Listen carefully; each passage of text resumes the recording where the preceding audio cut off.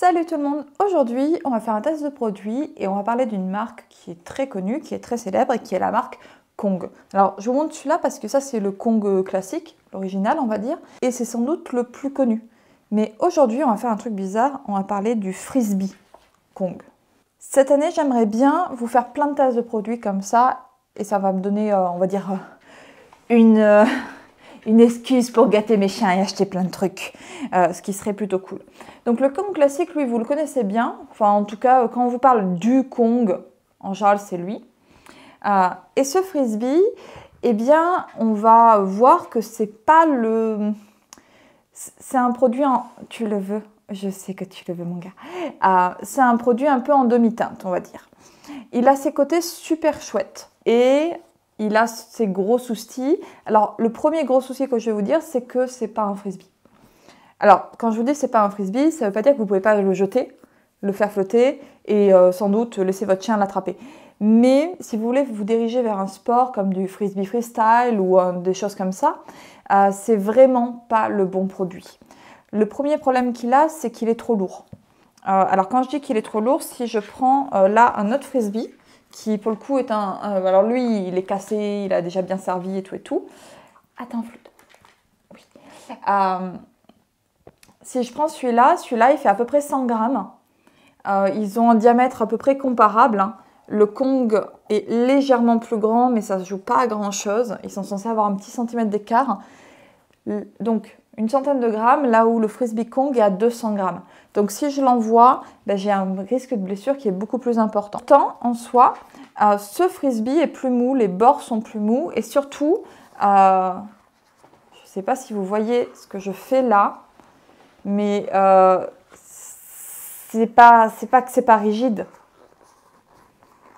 c'est que c'est plus que mou.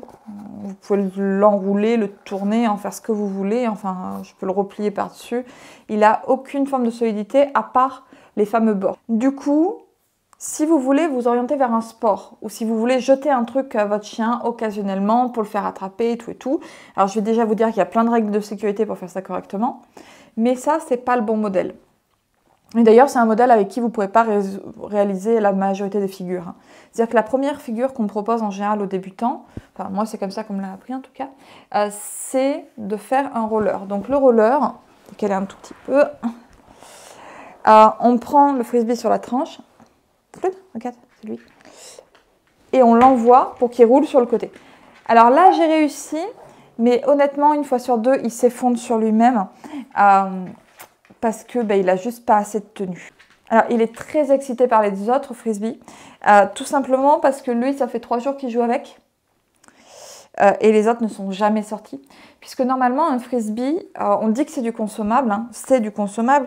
Si je montre celui-ci, il est trop abîmé pour être jeté à un chien. Il y a des bouts qui sont vraiment abîmés. Donc, ce frisbee peut être dangereux pour un chien parce qu'il est abîmé. Du coup, c'est des frisbees qui sont fragiles en fait et il ne faut pas les laisser aux chiens en permanence. On les utilise au moment du jeu et pas en dehors. Par rapport au Frisbee Kong,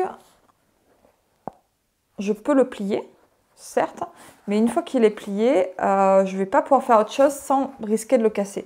Il a un tonus qui est très important pour un poids qui est beaucoup plus léger. Donc c'est juste pas du tout le même produit en fait. Et vous ne pouvez pas jouer de la même manière avec les deux.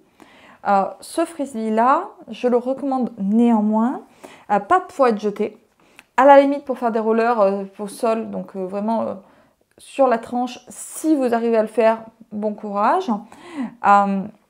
Mais surtout parce que comme il est tout mou, ça permet de faire des flop-flops. Et ce côté-là, tout mou, permet surtout que les chiens les secouent dans tous les sens. Ça veut dire qu'on peut l'utiliser en remplacement d'autres jouets. C'est-à-dire que si votre chien détruit les peluches, les jouets comme ça, eh bien peut-être qu'avec ça, il va pouvoir le secouer dans tous les sens. Il y aura le côté mou, il y aura le côté qu'on peut malaxer, sans avoir la fragilité d'une peluche, par exemple, ou d'un bout de tissu. Notons aussi que je l'ai trouvé sur ce format-là. Donc là, c'est un 23 cm de tête. Ça veut dire que c'est OK pour des chiens qui sont assez grands. Mais en fait, pour mes deux petits chiens, il est trop grand. En tout cas trop grand pour faire du vrai frisbee avec. C'est-à-dire que quand ils l'ont dans la bouche, bah, ils peuvent mettre les pattes dessus. C'est pas super super cool, mais en vrai pour moi c'est vraiment du jouet à mâcher et à secouer. Voilà. En termes de durabilité, ce frisbee, alors quand il est arrivé il était bien tout rouge, et au plus on le malaxe et tout, au plus il fait des rayures blanches. Donc c'est pas un frisbee qui reste tout rouge, tout joli. Personnellement ça ne me dérange pas. Mes chiens n'ont pas encore réussi à lui faire de trous. Coucou tout le monde. Juste un tout petit mot en plus, parce que depuis le tournage, il s'est passé un truc. Il y a des trous. Voilà. Alors pour la durabilité, finalement, non, Yo-Yo ça passe pas. Yo-Yo ça passe pas. De toute manière, il est beaucoup plus fin qu'un Kong classique, donc je me doutais que ça tiendrait moins bien, mais voilà. Après, j'ai pas des chiens qui sont très destructeurs. Ce Kong là, donc qui n'est pas non plus troué, mais qui est beaucoup plus vieux et qui est bien craquelé parce qu'il a vécu dehors un bon moment. Ce Kong là a plusieurs années et ils ne l'ont pas massacré. S'ils sont rouges tous les deux, c'est parce qu'ils sont dans le même caoutchouc. Sur le frisbee, il existe également en bleu clair, donc pour les jeunes chiots, et en noir, en mode extrême.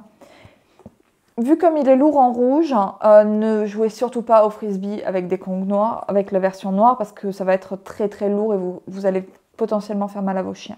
Si vous pouvez prendre le plus doux par rapport à vos mâchoires de votre maison, donc celui qui a le plus de chances de tenir en étant le plus doux possible, prenez le plus doux possible. Si vous avez des chiens absolument non destructeurs qui mâchouillent du bout des dents, n'hésitez même pas à prendre du pour chiot. C'est pas le truc qu'on le fait le plus souvent, mais en fait, ce serait le plus logique. Donc, si jamais vous voulez faire du frisbee, vous voulez vraiment faire du frisbee, il vaut mieux partir sur ce type de produit. Par contre, si votre but, c'est d'avoir un jouet à mâchouiller, transporter, jeter dans tous les sens, que le chien peut garder au quotidien, alors ça, c'est plutôt indiqué. Finalement, c'est un bon produit pour ça. Maintenant, il faut que je vous parle un tout petit peu de la vie de mes chiens. Alors, Flood adore. Alors là, ça s'est pas trop vu parce qu'en fait, il est tellement fou à l'idée de jouer avec les deux autres frisbees, ça fait un petit moment qu'ils l'ont. La vie de Cookie oui, c'est un grand oui, un très grand oui, un très grand oui. Les frisbees, elle en a fait un tout petit peu en tant que sport, c'est un truc qui la rend complètement marteau. Aioli l'aime bien aussi, elle a pris pas mal de temps pour le déplacer, c'est pas son préféré, mais ça a plutôt eu un bon succès dans la maison. Bye bye les gens!